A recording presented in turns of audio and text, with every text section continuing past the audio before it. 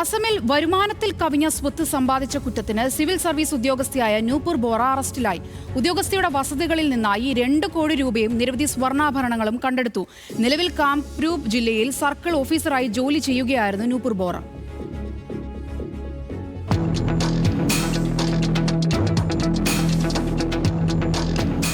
2019 Nupur Bora civil സർവീസിൽ പ്രവേശിക്കുന്നത്. എന്നാൽ ഒരു സിവിൽ സർവീസ് ഉദ്യോഗസ്ഥയ്ക്ക് അക്കൗണ്ടിൽ കാണേണ്ട സമ്പാദ്യത്തെക്കാളും ഇരട്ടിയായിരുന്നു 6 വർഷം കൊണ്ട് നൂപുർ ബോറ ഉണ്ടാക്കിയത്. 6 വർഷത്തിനിടെ നൂപുർ ബോറ 1-ലധികം വീടുകളും നിരവധി സ്വർണ്ണാഭരണങ്ങളും വാങ്ങി. തുടക്കക്കാരിയായ ഒരു സിവിൽ സർവീസ് ഉദ്യോഗസ്ഥയ്ക്ക് ശമ്പളത്തിൽ നിന്ന് ലഭിക്കാവുന്ന തുകയിൽ കൂടുതലാണ് നൂപുറിന്റെ ബാങ്ക് അക്കൗണ്ടിലും സ്ഥാവര ജംഗമ വസ്തുക്കളുമായി ഉണ്ടായിരുന്നത്. നൂപുറിന് നേർക്കുള്ള അഴിമതി ആരോപണത്തിന് പിന്നാലെ നൂപുറിന്റെ വസതികളിൽ സ്പെഷ്യൽ വിജിലൻസ് പ്രത്യേക റെയ്ഡ് നടത്തി. സർവീസിലിരിക്കെ ഭൂമി കൈമാറ്റ കേസുകളിൽ ഉൾപ്പെട്ടതിന് നൂപുർ ബോറ നേരത്തെ നടപടി നേരിട്ടിരുന്നു. News desk, news Malayalam.